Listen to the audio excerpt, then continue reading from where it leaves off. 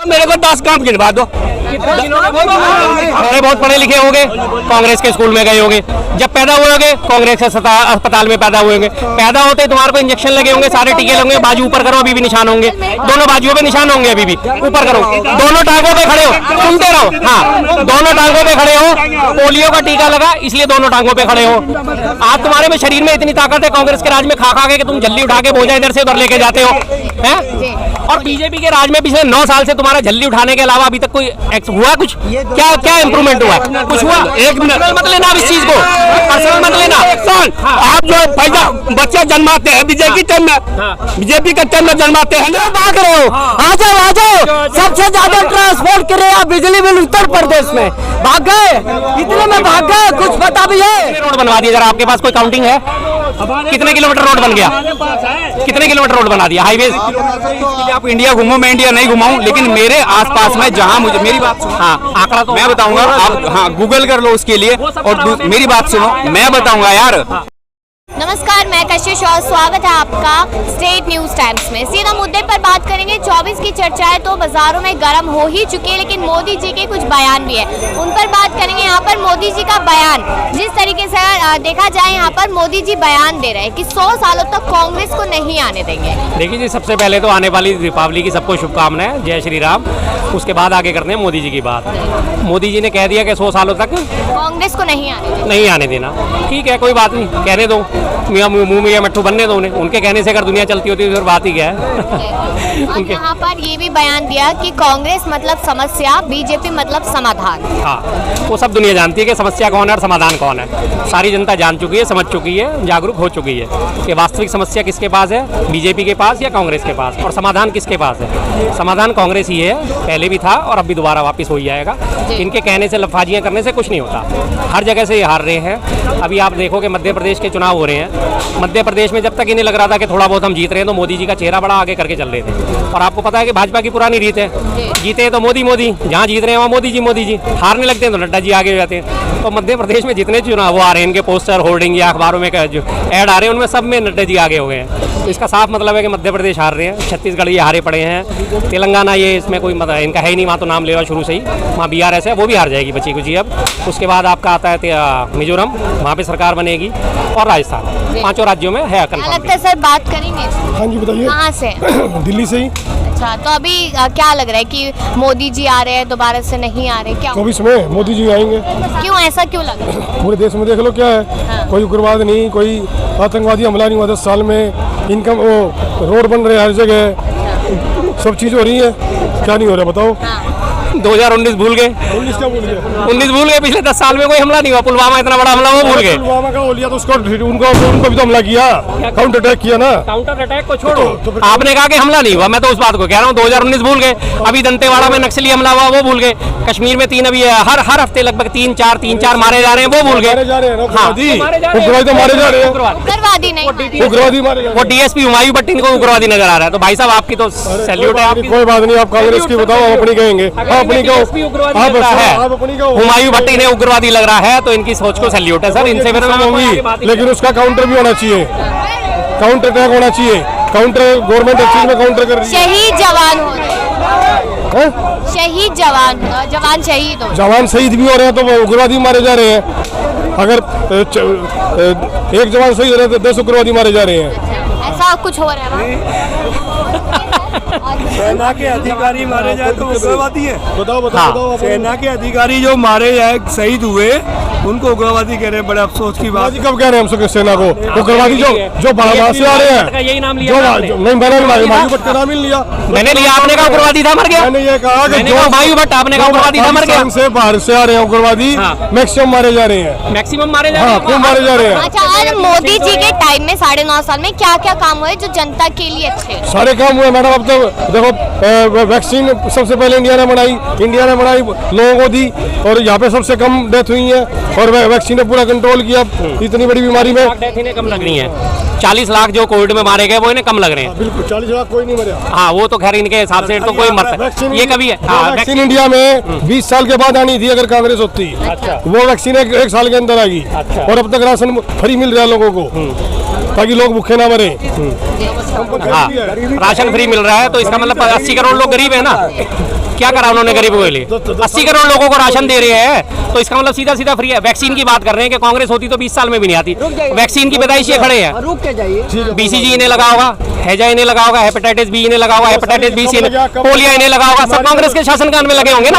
हाँ, हेपेटाइटिस भी लगा ये इसमें 2000 में बीमारी हुआ वैक्सीन और क्या सारे के सारे खड़े हैं, मेरे से बात किए होंगे। मैं तो चलो 71 की पैदाइश हूँ और आप भी खड़े हो और ये खड़े हैं 22 साल 23 साल के। 1935 में आई थी इंडिया में, कब आई? इंडिया में 60 में 2019। एक वैक्सीन को रोए जा रहे हैं, एक वैक्सीन इन्होंने 300 करोड़ खुराक दे दी। हाँ, क्या देखे? पुल बन रहे हैं, सड़कें बन रही हैं, सब हर जगह। कितने पुल कितने सड़कें बन गई? एक मिनट, पुल वैसा बन रहा है जैसा वो अभी गुजरात में ढहा है। अभी वाराणसी में जो पुल ढहा था उसकी बात कर रहे हो? जो गुजरात में पुल ढह गया था उसकी बात कर रहे हो? दुर्घटना कहीं भी हो सकती है सर। दुर्घटना कहीं भी हो सकती है। उन्होंने तो बनाया भी नहीं। ये पटना में जो नहीं, पटना में जो बना। कहाँ रहते हो आप भाई साहब? पर्सनल सवाल, कहाँ रहते हो आप? नहीं, दिल्ली में किस जगह पे? दिल्ली में तो रोहिणी में। रोहिणी में। तो रोहिणी से आते हुए आपको कोई पुल नहीं पड़ता बीच में? क्या वो हैदरपुर कैनाल पे पुल ही नहीं है कोई? फिर वो किसने बनाए? 70 साल में 10 साल में बहुत फर्क है। 70 साल में 10 साल में बहुत फर्क है। और क्या काम हुआ है आप गिनवा रहे हैं? अब देख लो इंडिया की अर्थव्यवस्था का है 5वें नंबर पे आएगी, इन घंटे में 10वें नंबर पे थी कांग्रेस। अच्छा, चलेंगे ऐसे ही। कर्जे के आप पे कितना बताओ? किसके किसमें कर्जा नहीं है बताओ? अभी दिल्ली में पॉल्यूशन चल रहा है। अरे 55 लाख करोड़ का कर्जा था, आज 155 लाख करोड़ का होगा। कोई भोजन दे तो कुछ बोलो। हो जाएगा। ये 5 किलो राशन पे जीने वाले लोग हैं। 70 साल में इतना कर्जा ना होया, कितना 10 साल में होगा, 9 साल में होगा। भैया जरा पड़ोसी के जाकर पूछो कितना कर्जा है। सारे विदेश वाले कर्जा लेता है, अपना पड़ोसी का कर्जा देखो कितना है। सब देश कर्जा उठा करके काम करता है। अच्छा, पड़ोसी के है, पड़ोसी का कर्जा देखो। अगर पड़ोसी मर्सिडीज में घूम रहा है, बढ़िया गाड़ी में घूम रहा है, उसको नहीं देखोगे। देखना कीचड़ ही है ना। कमल की पैदाइश हो ना तो कीचड़ में ही देखना है कि पड़ोसी के घर में तो इतनी कीचड़ फैली पड़ी है, मेरे घर में इससे ज्यादा होनी चाहिए। मेरे को 10 काम गिनवा दो। सबसे पहले तो तुम खड़े हो, सुन लो आराम से। सबसे पहले 10 काम है, क्या परिवर्तन है? 10 काम में सबसे पहले तो आप खड़े हो। जब से आपकी पैदाइश हुई है थोड़े बहुत तो पढ़े लिखे होंगे, थोड़े बहुत पढ़े लिखे हो, थोड़े बहुत पढ़े लिखे होंगे, कांग्रेस के स्कूल में गए होंगे। जब पैदा हुए होंगे कांग्रेस के अस्पताल में पैदा हुए होंगे। पैदा होते तुम्हारे को इंजेक्शन लगे होंगे, सारे टीके लगे, बाजू ऊपर करो अभी भी निशान होंगे, दोनों बाजुओं पे निशान होंगे, अभी भी ऊपर करो, दोनों टांगों पे खड़े हो, सुनते रहो। हाँ, दोनों टांगों पे खड़े हो। पोलियो का टीका लगा इसलिए दोनों टांगों पे खड़े हो। आज तुम्हारे में शरीर में इतनी ताकत है कांग्रेस के राज में खा के तुम झल्ली उठा के बोझा इधर से उधर लेके जाते हो हैं। और बीजेपी के राज में पिछले 9 साल से तुम्हारा झल्ली उठाने के अलावा अभी तक कोई हुआ कुछ? क्या इंप्रूवमेंट हुआ? कुछ हुआ? एक मिनट मत लेना इस चीज को, पर्सनल मत लेना। आप जो पैदा बच्चे जन्माते हैं बीजेपी टाइम में, बीजेपी के टाइम में जन्माते हैं ना, उसका नाम लीजिएगा ना। अरे भैया आपका ऐसा कौन सा बिजनेस था जो कांग्रेस में चल रहा था और बीजेपी में बंद हो गया? मैं बता देता हूँ। मेरा काम जो था, हाँ मैं बता देता हूँ, 2016 में जब नोटबंदी आई थी हमारा रिचार्ज का और इनका सबका बिजनेस था टोटल बंद हो गया, क्योंकि एकदम से डिमोनेटाइजेशन होने की वजह से लोगों के पास पैसा नहीं था। पहली चीज मुझे वो नुकसान हुआ। चलो फिर मैंने अपना दूसरा बिजनेस खड़ा कर लिया, मुझे कोई दिक्कत नहीं है। लेकिन मेरे जैसे हजारों लाखों लोग थे जिनके बिजनेस ठप हुए हैं, ठीक है। हाँ देखो 2000 के नोट बंद होने से उन्हीं लोगों को नुकसान हुआ है, उन्हीं को नुकसान हुआ है। 500,000 के नहीं तो उस टाइम पे 1000 के नोट थे। हाँ 500 के भी थे। चलो नोटबंदी से उन्हीं लोगों को नुकसान हुआ है जिन लोगों के पास में ब्लैक मनी थी, जो 1 नंबर का काम कर रहे थे। मैं एक एंटरप्रेन्योर हूँ, मैं उस टाइम पे भी काम कर रहा था, आज मेरा काम और भी ज्यादा अच्छा हो गया है। ओके, ब्लैक मनी की बात करके करी गई थी नोटबंदी के, ब्लैक मनी बाहर आएगी और जितने भी ब्लैक मनी और नकली नोट हैं वो सब वापस। उसके बाद आरबीआई ने आंकड़े जारी करे थे, 98.7% के नोट जो है 1000 के और 500 के सारे वापस आ गए। 98.7%, जिसका कहा गया था कि कम से कम 20% जो है ब्लैक मनी है और 20% नकली नोट है, जिससे हम अर्थव्यवस्था इनकी चोट करेंगे, आतंकवाद पे काबू करेंगे 2016 के बाद। अगर आतंकवाद पे काबू करा होता तो छत्तीसगढ़ में इतने हमले हुए वो क्यों होते, पुलवामा में हमला हुआ वो क्यों होता। आतंकवाद पे चोट करने के नाम पे नोटबंदी करी गई थी कि आतंकवादियों को फंडिंग बंद हो जाएगी और जितने भी ब्लैक मनी है वो बाहर आ जाएगी। सारी राइट हो गए, सारी की सारी वापस बैंकों में आ गई, सर्कुलेशन में आ गई। तो फिर भाई उसका फायदा क्या हुआ? उसके बाद साहब ने चलाया 2000 का नोट। अपना चलाया नोट वो 7 साल तक नहीं चला सके, उनकी डिमोनेटाइजेशन को आप सही ठहरा रहे हो। कल परसों ही अभी फिर से दोबारा वो वीडियो वायरल हो रही थी, इसमें दिखाया गया कि 2000 के नोटों में नैनो चिप है। ऐसे तो पत्रकार हैं जो उनकी चमचागिरी करते थे, जिन्होंने उसको सही ठहराया कि 2000 के नोट में नैनो चिप है। जी वहाँ अगर नीचे भी होंगे 100 मीटर नीचे भी होंगे तो भी पता चल जाएगा। कितना मजाक उड़ा उनका, उसको आप सही ठहरा रहे हो। अब क्या हुआ, 98%, 98.7% वापिस आ गया। बताओ आप, क्वेश्चन आने दो ना, बोलने दो। मैंने दे दिया जवाब, मैंने जवाब दे दिया।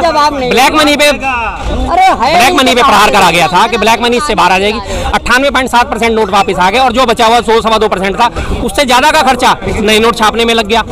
जो नए 500 के नोट छापे उससे ज्यादा का खर्चा लग गया उसमें। क्या बेनिफिट मिला? मैं बताऊंगा आपको नुकसान क्या हुआ बंद होने से। 2000 के नोट आपको नुकसान क्या हुआ?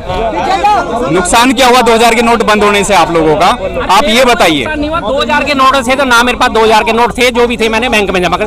मैं 2000 की बात नहीं कर रहा, मैं बार बार 500 और 1000 की बात कर रहा हूँ, 2016 वाली बात कर रहा हूँ। आप बार बार कंफ्यूज हो रहे हो, तो दोबारा इस बात को सुनो। 2016 की जो नोटबंदी थी मैं उसकी बात कर रहा हूँ, इस 2000 की बात नहीं कर रहा मैं।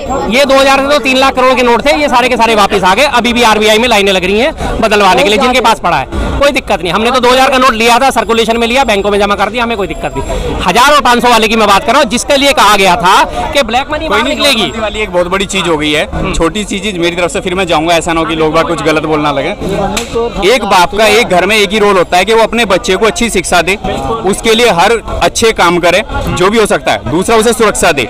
मोदी जी अपने एक देश के लिए इसी तरीके से काम कर रहे हैं। बाहर जा रहे हैं, जो विदेश यात्रा कर रहे हैं, लोग बात कहते हैं वो विदेश में घूम रहे हैं, इसका मतलब है कि वो बाहर से बिजनेस लेके आ रहे हैं, अपने जो इंटरनेशनल रिलेशनशिप है उसे अच्छा बना रहे हैं। अरे रुको यार, उसके बाद में दूसरी चीज क्या कर रहे हैं, वो वहां से बिजनेस आएगा, इंटरनली ग्रो हम लोगों को ही होगा। जो लोग यहाँ पलिया ढो रहे हैं, उन लोगों को अपना बिजनेस करने के लिए उन्होंने रोड बनवा के दे दिए। माना कि वो कांग्रेस की स्कीम थी पहले, लेकिन रफ्तार जो दी है इन 10 साल में, वो इतने 70 साल में नहीं, रफ्तार मोदी जी ने दी है।